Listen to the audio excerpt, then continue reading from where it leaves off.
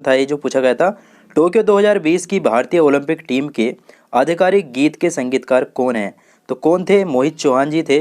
देखिए दोस्तों, केंद्रीय युवा मामले और खेल मंत्री किरेन रिजिजू ने टोक्यो 2020 की भारतीय ओलंपिक टीम का आधिकारिक गीत लॉन्च किया, जिसका नाम था दोस्तों तू ठान ले नामक। यह गीत लोकप्रिय गायक मोहित चौहान द्वारा गाया गया था। तो देखिए याद रखेंगे, आपसे एक क्वेश्चन इस तरह से ही पूछ सकता है कि खेल मंत्री कौन है, तो किरण रिजिजू जी हैं, आपको ये याद रखना है। देखिए नेक्स्ट क्वेश्चन आपसे करंट अफेयर से ही पूछा गया था। क्वेश्चन था 2021 में G20 की अध्यक्षता किस देश ने की? तो किस देश ने की थी 2021 में G20 की अध्यक्षता? इटली ने की थी। और देखिए कुछ इंपोर्टेंट पॉइंट देख लीजिए। देखिए इटली ने 2021 में G20 की अध्यक्षता की। इसने हाल ही में G20 श्रम और रोजगार मंत्रियों की बैठक को हाइब्रिड मोड में आयोजित किया। तो आपसे क्वेश्चन इस तरह से पूछा जाएगा आगे कि G20 की जो अध्यक्षता या बैठक हुई थी उसे किस मोड में आयोजित किया गया था? तो हाइब्रिड मोड में उसे जो है आयोजित किया गया था। याद रखना है, वेरी इंपॉर्टेंट क्वेश्चन है ये। देखिए नेक्स्ट क्वेश्चन आपसे पूछा गया था, पासपोर्ट जो सेवा दिवस है वो कब मनाया जाता है? तो पासपोर्ट सेवा दिवस कब मनाया जाता है? 24 जून को मनाया जाता है। तो 24 जून आपका इस क्वेश्चन का बिल्कुल राइट आंसर था। देखिए नेक्स्ट क्वेश्चन आपसे पूछा गया था, भारत का पहला ग्रीन हाइड्रोजन प्लांट किस स्थान पर स्थापित किया जाएगा? तो कहाँ पर स्थापित किया जाएगा? मथुरा में स्थापित किया जाएगा। कुछ इंपोर्टेंट पॉइंट देख लीजिए। देखिए सार्वजनिक क्षेत्र प्रमुख कंपनी IOCL मथुरा ने देश का पहला ग्रीन हाइड्रोजन प्लांट बनाने जा रही है। तो कौन सी कंपनी बनाने जा रही है जो देश का पहला hydrogen plant, green hydrogen plant है? वो कंपनी है IOCL। और कहाँ पर लगेगा? ये मथुरा में लगेगा। तो याद रखना है, वेरी इंपॉर्टेंट क्वेश्चन थे ये दोस्तों। करंट अफेयर से जितने ही इंपॉर्टेंट पॉइंट मैंने बताए हैं, यहीं से आपके एग्जाम में आगे क्वेश्चन पूछे जाएंगे। देखिए नेक्स्ट आपसे पूछा गया था, मत अधिकार जो होता है इससे क्या अभिप्राय होता है? तो सभी जानते हैं मत अधिकार जो होता है ये दोस्तों हमारा वोट देने का अधिकार होता है। देखिए नेक्स्ट क्वेश्चन आपसे पूछा गया था, पालघाट दर्रा निम्नलिखित में से किन राज्यों को जोड़ता है? तो केरल और तमिलनाडु के बीच में है पालघाट दर्रा, तो इन दोनों राज्यों को जोड़ता है। देखिए नेक्स्ट क्वेश्चन आपसे पूछा गया था, मुंबई उच्च तेल क्षेत्र जो है वो कहाँ पर स्थित है? तो ये स्थित है दोस्तों अरब सागर के महाद्वीपीय शेल्फ में। नेक्स्ट आपसे पूछा गया था, वह जीव कौन सा है जो वायु प्रदूषण को मॉनिटर करता है? तो लाइकेन जो जीव होता है दोस्तों ये हमारे वायु प्रदूषण को मॉनिटर करता है। लाइकेन आपका इस क्वेश्चन का बिल्कुल राइट आंसर था। देखिए दोस्तों एंड में मैंने मैथ और रीजनिंग के वो इंपॉर्टेंट टॉपिक बताए हैं जो मुझे बच्चों के द्वारा बताए गए हैं, जहां से आपके मैथ और रीजनिंग के क्वेश्चन पूछा रहे हैं। तो उन टॉपिक को आपको एक बार जरूर देखना है, वही वेरी इंपॉर्टेंट है। और ये जितने भी क्वेश्चन इस वीडियो में मैंने बताए हैं सारे ही इंपॉर्टेंट हैं, क्योंकि ये क्वेश्चन दोस्तों इस शिफ्ट में पूछे गए हैं। तो हो सकता है इनमें से कुछ क्वेश्चन आपकी शिफ्ट में ही पूछ ले जाएं, तो इसलिए सभी क्वेश्चन को आपको याद भी करते रहना है। देखिए दोस्तों नेक्स्ट क्वेश्चन पूछा गया था, दुग्धजनक हार्मोन का स्राव कहाँ पर होता है? तो पीयूष ग्रंथि में होता है दुग्धजनक हार्मोन का स्राव। देखिए नेक्स्ट आपसे पूछा गया था, भारत के मुख्य चुनाव आयुक्त की नियुक्ति कौन करता है? तो राष्ट्रपति के द्वारा दोस्तों भारत के मुख्य चुनाव आयुक्त की नियुक्ति की जाती है। याद रखेंगे, आगे देखते हैं। देखिए नेक्स्ट आपसे पूछा गया था, भारत के गणतंत्रीय दल की स्थापना किसने की थी?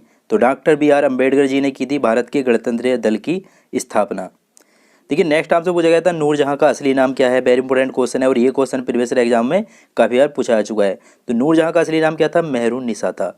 याद रखेंगे, आगे हो सकता है क्वेश्चन पूछ ले। देखिए नेक्स्ट आपसे पूछा गया था, 2007 में नवंबर 2007 में निम्नलिखित में से किस तूफान ने बांग्लादेश पर हमला किया था? तो सीडर तूफान था जिसने नवंबर 2007 में बांग्लादेश पर हमला किया था। देखिए नेक्स्ट आपसे पूछा गया था, सतपुड़ा और विंध्य के बीच कौन सी नदी बहती है? तो नर्मदा नदी बहती है सतपुड़ा और विंध्य के बीच। देखिए नेक्स्ट क्वेश्चन आपसे पूछा गया था, डोलड्रम कटिबंध जो है ये कहाँ पर स्थित है? तो भूमध्य रेखा के निकट स्थित है ये डोलड्रम कटिबंध। देखिए नेक्स्ट आपसे पूछा गया था, इंडिगो किसानों के उद्देश्य के लिए गांधी जी का पहला सत्याग्रह कहाँ पर दिखाई दिया था? तो जो पहला सत्याग्रह था वो था चंपारण में दिखाई दिया था। इंडिगो किसान के लिए उद्देश्य से जो गांधी जी ने पहला सत्याग्रह किया था। नेक्स्ट आपसे पूछा गया था, ऑल इंडिया मुस्लिम लीग की स्थापना किसने की थी? तो आगा खान ने जो है ऑल इंडिया मुस्लिम लीग की स्थापना की थी। नेक्स्ट आपसे पूछा गया था, खिलाफत आंदोलन किसको अपमानित करने के खिलाफ विद्रोह करने के लिए प्रारंभ किया गया था? तो वो किया गया था दोस्तों टर्किश खलीफा को अपमानित करने के लिए। इसके खिलाफ दोस्तों जो है ये हमारा खिलाफत आंदोलन जो है प्रारंभ किया गया था। नेक्स्ट क्वेश्चन पूछा गया था, यहाँ पर राज आसन पर बैठने वाले सबसे अधिक आयु का ब्रिटिश राजा या रानी पूछा गया था। तो देखिए सबसे ज़्यादा आयु के ब्रिटिश राजा या रानी जो हैं वो रानी है दोस्तों क्वीन एलिजाबेथ द्वितीय। ये दोस्तों सबसे ज़्यादा आयु की ब्रिटिश रानी है जो राज आसन पर बैठी है। देखिए नेक्स्ट हमसे पूछा गया था, भारत में कैबिनेट मिशन किस लिए भेजा गया था? तो किस लिए भेजा गया था? देखिए वो भेजा गया था शक्ति के अंतरण के लिए एक संवैधानिक व्यवस्था निश्चित करने के लिए जो है भारत में कैबिनेट मिशन भेजा गया था। ठीक है, नेक्स्ट आपसे पूछा गया था सौर कोशिकाएं किसके सिद्धांत पर काम करती हैं?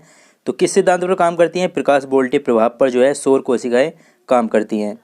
ठीक है, नेक्स्ट रीजनिंग से क्वेश्चन है जो आपका पूछा गया था। क्वेश्चन था 24:60 समानुपात 210 अनुपात क्वेश्चन मार्क। तो यहाँ पर बताना था कि क्या आएगा। तो देखिए काफ़ी इजी क्वेश्चन है। किस तरह से क्या है, 24 से आया है 60, तो 24 से किस तरह से आया, 24 की जो मल्टीप्लाई है वो की है इन्होंने 2.5 से, तो कितना आ गया 60 आ गया। तो उसी के तरह दोस्तों हमें 210 की मल्टीप्लाई भी 2.5 से करनी होगी। तो कितना आ जाएगा ये हमारे पास, जो 2.5 से अगर इसकी मल्टीप्लाई करेंगे तो ये आ जाएगा दोस्तों हमारे पास 525।